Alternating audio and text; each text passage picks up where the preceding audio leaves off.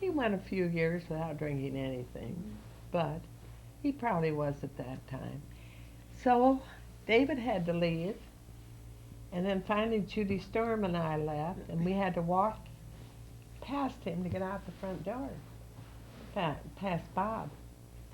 And so we started walking by, and he got off his stool, and he said, "When am I going to see you again?" And I said, "Probably never." And off we went. And I really meant it. You know, probably never. I didn't expect to ever see him again. But the meantime, after that, he had called me. Well, he saw Judy alone. He said, "Where's your brunette friend?" And Judy told him, and he said, "Well, is she happily married?" She said, "No. She's a good friend of mine." And, but she said, "No, she's not happily married." He said, "May I have her phone number?" So he called me, wanted me to see him, and I said, "Oh, I can't see you. Well, I'm still married." And there, at that time, there was a rigidity. And I often think I was very rigid. If you're married, you don't see anybody else. Now it's entirely different, I think. Not necessarily. I It don't depends know. on the person. Yeah. But I said, no, I couldn't see him. He said, "Well, if there's ever any time you would like to see me, let me know." Thank you, thank you, thank you. Then Mother came when Jim moved out, and Mother said, "Well, you're going to have a lawyer." And I said, she said, "And a lawyer that you and Jim don't know, each know." I said, "There's only one lawyer, Al Hallett, in Oak Park, that we both know well. And I don't know of any other lawyer." Oh, she said, "Just think now, you've been here a while. You ought to know one other lawyer." I said, "Well, Mother, there's just one, and his name is Bob Graham." And she said, "Well, why don't you call him tomorrow?" I called him, and he said, I said, "I'd like to see him." And he thought I was kidding. He said, "Okay, how about this weekend?" I said, "No, I want to see you in your office. I have some business." And he said, "Well, I'm trying cases all this week, and next week's going to be busy, but I could see you this weekend. I live at the Bryson Hotel. Why don't you just come over and we'll talk about your business?" So Saturday came, and I got myself all fixed up, and I went over to Bryson, and he was either there or came in right away, and he called a boy over. He's And then he mentioned what drinks to put on the tray. He said, "And take them up to my room." And that was fatal. That was fatal. Take those drinks up to my room. And I knew I had seen the man that I would always adore. And I have. Just adored him. Mm-hmm. So then you, excuse me, that chocolate decadence finally got me. Oh.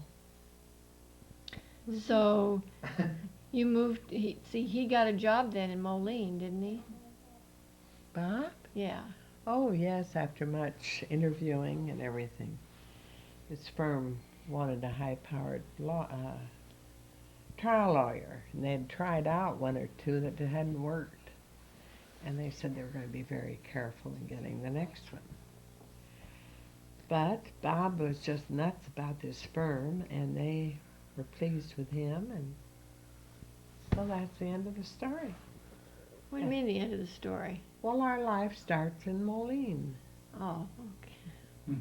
Anybody have any other? Do you want to talk?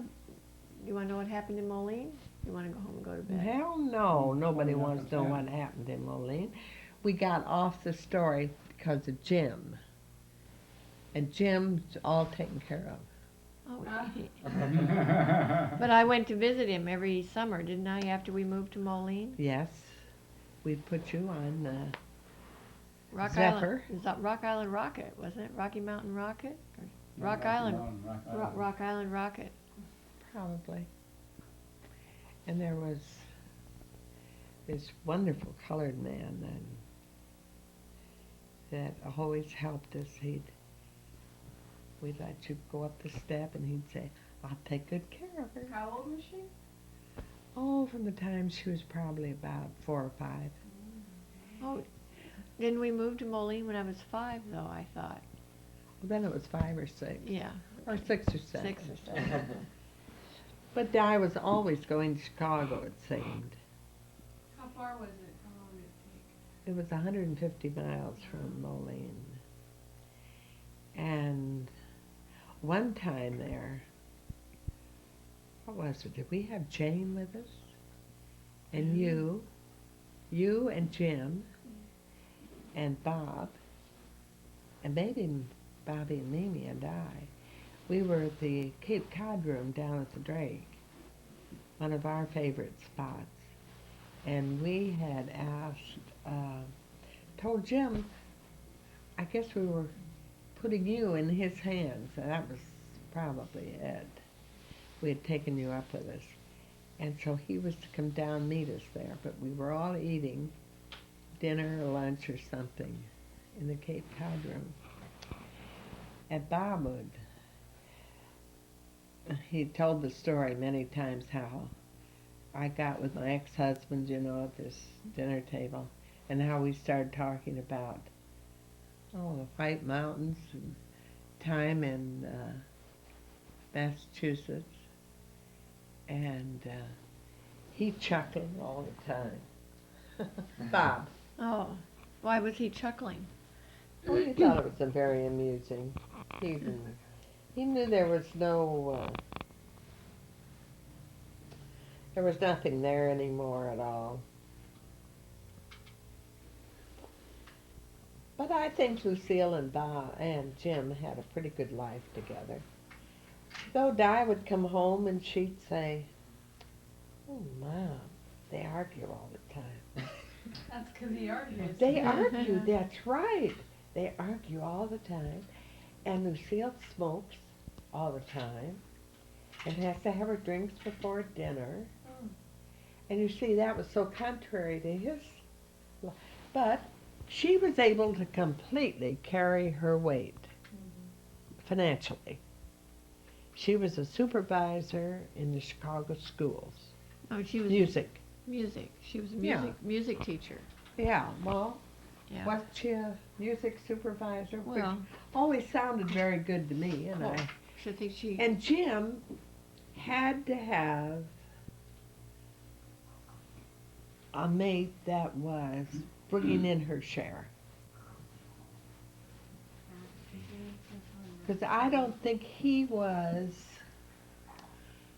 in tax law. He was always going to other places, in the summer he'd take more tax courses and all that.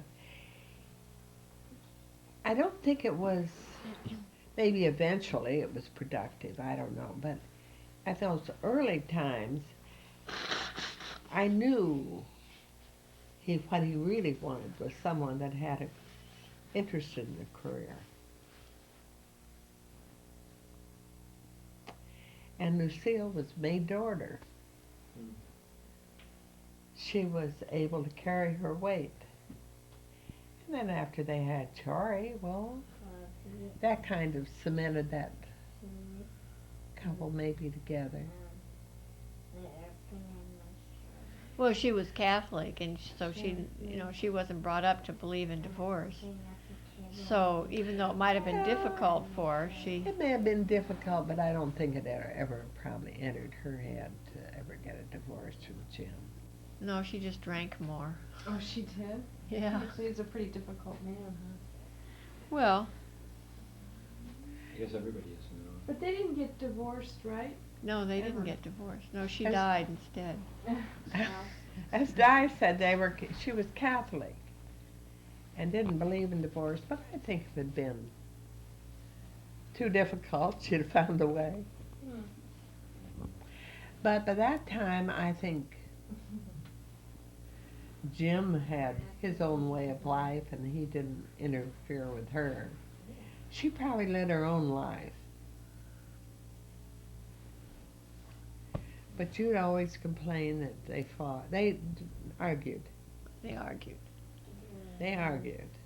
Always arguing, Mommy. But we'd send Di. She had many good times at the dunes. Indiana sand dunes. You take Where? her on vacation? Yeah, he had a cabin there.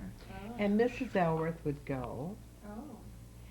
And then Jory and Di. And who were the others? The cousins. Anne Brown. Have you met Anne?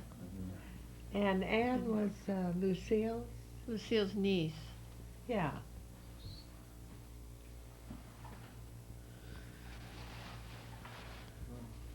It's stuffy and it's hot and it's like. Yeah, and we could have opened the window. But if you're all through, then we'll stop. Oh my gosh. That's your bedtime, huh? Almost 10:30. It's almost time to get on the plane. Yeah, what time do you start to leave tomorrow? We have to leave at 11:30 because our plane leaves at 2:30. Okay. But I have to be up by 9 or 9:30 to get breakfast. Oh, yeah, true. Well, you'll be all ready by 9:30 then, Yeah. or 11:30. I doubt if are I you, am are up for you breakfast. in this Uh-huh. picture? I'd like You don't need to it. No. be in the picture. How do you know, Bob? Well, I might need it. you might. You get one on the plane. No, you get a plane at 2:30 or just give you a snack? Yeah, lunch. You might get a snack.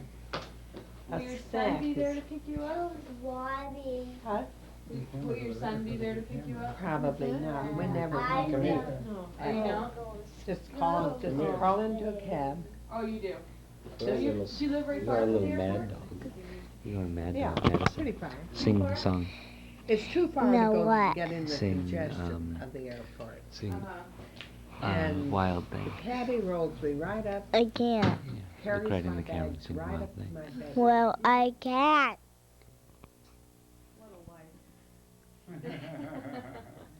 Well, just Just to just travel. hold on, Christina. You'll get there. You just Okay. have to You'll hold make it. on. Yeah. Yep, the hard part. Gotta teach for 30 years first. Mm-hmm. I've already had my retirement. Those are wonderful stories. Well, I hope maybe you've heard them before, and I hope they weren't derogatory to your father at all. It was just facts. Thanks for It was just my way of seeing an individual. And maybe, it's just I didn't like to argue. Nobody. I don't blame you. Di, please not, Your darling. grandfather does. You can't say nobody. Well, Dad And does. Did your you know what- father does. My dad does. I know. See, that You got marry your old to me. You know, I didn't like to argue. When I knew him, we didn't argue. We just Sure. talked. So rationally. No, one, Well, you have to wait for Zane and Madison to grow up to put the camera on you before you can talk about that. there was one time, Robbie, that we wanted to take Di. Was it Mexico, Di, That's where we Yeah. were going? Yeah. And we had written notices to the teachers. We were taking Mimi and Bob out. And Di was, I think we'd given her a note too. And we expected all three children to go with us. We were going to be gone about 3 weeks over the holidays. We knew they'd have to take extra time. But Bob and I thought to go to another country would be more advantageous than sitting looking at a book. Um, the way we figured. So, arrangements had all been made. And Diana, about the night or two before we were to leave, she said, I can't go. Well, yes, Di, you can go. You're going. Oh, no, I can't go. I can't leave my studies. And he only lived in a 5-bedroom house. She wanted to stay there alone. Can't leave her what? Studies? Studies. Yeah, Oh, studies. Then finally she added to that, she couldn't leave Jack. And Jack, we thought could be left.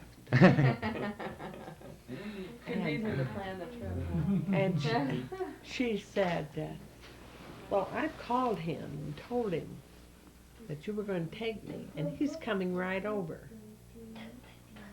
Well, to have him walk into our house and say that Di was going to stay didn't set very well. We were ready to crown both of them.